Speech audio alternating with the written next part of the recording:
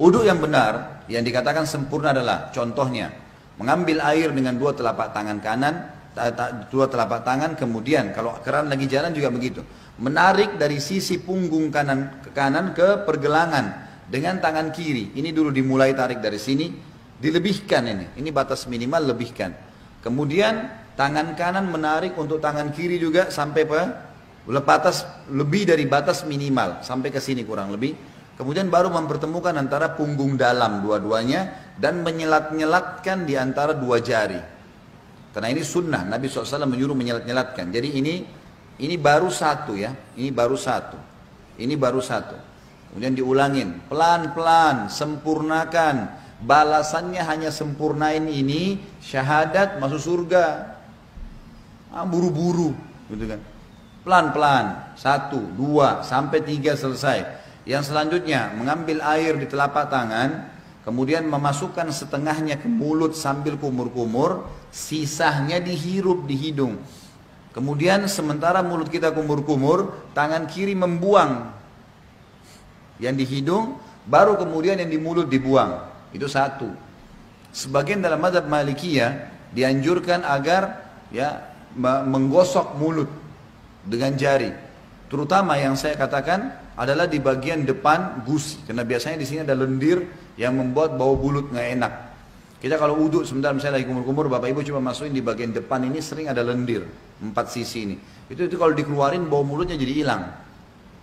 Itu dianjurkan. Sebagian juga ulama mengatakan dianjurkan kumur-kumur maksimal, karena ada hadis yang lain berbunyi, tidak ada seorang umatku, tidak ada seseorang pun dari kalian berwuduk seperti udukku ini, Nabi SAW praktekin, kecuali akan berjatuhan semua dosa-dosanya bersamaan dengan tetesan air terakhir. Termasuk di sini kumur-kumur dimaksimalin supaya dosa mulutnya jatuh semuanya, gitu kan. Kemudian wajah, ini tentu 3 kali diambil, dimasukkan di mulut sambil kumur-kumur, lalu sisanya dihirup, dibuang dengan tangan kiri. 1, 2, 3. Setelah itu mengambil air dengan 2 telapak tangan, kemudian dari awal tumbuhnya rambut sampai 2 jari di bawah dagu, dari awal kuping kanan dengan kuping kiri, dimasukkan di wajah, kemudian diputar. Ini 1, gitu kan. Kemudian 2, ini semuanya kena, dan seterusnya 3. Bagi teman-teman yang berjenggot tentu diselat-selatkan, sunnahnya begitu. Diselatkan jari di antara jenggotnya, sebagaimana mungkin kalau jenggot seperti saya mungkin dimasukkan begitu. Kemudian telapak tangan kanan ditarik dari sisi kanan, punggung ditarik sampai ini, ingat ini batas minimal.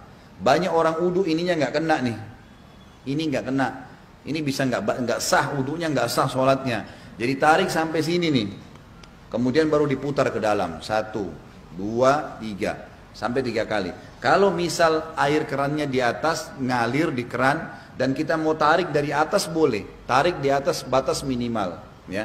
Jadi ditarik dari sini, di atas siku, tarik ke bawah, kemudian baru diputar ke bagian dalam. Kanan dulu baru kiri.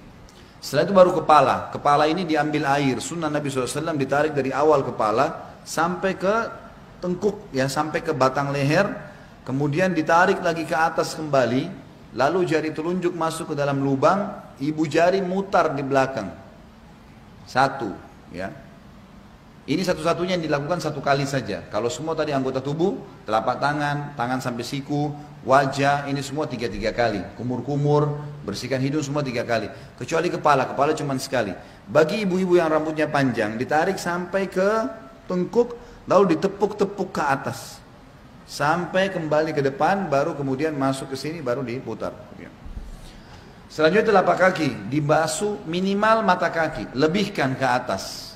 Lebihkan ke atas supaya memang sempurna. Setelah itu jangan pernah lupa ucapkan syahadat, asyhadu an la ilaha illallah wahdahu, ada tambah la syarikalah, tidak ada sekutu baginya, wa asyhadu anna muhammadan abduhu wa rasuluh. Itu saja dijamin, kata Nabi SAW, dibukakan baginya 8 pintu surga, ia boleh memasuki dari mana saja dia mau atau dia suka. Di dalam hadis yang lain disebutkan bahwasanya Nabi SAW bersabda, riwayat Imam Tirmidzi, siapa yang membaca setelah syahadat Allahumma ja'alni minat tawwabina, sebaiknya dia membaca setelah syahadat Allahumma ja'alni minat tawwabina waj'alni minal mutatahhirin. Ya Allah, jadikanlah saya selalu orang-orang yang bertaubat,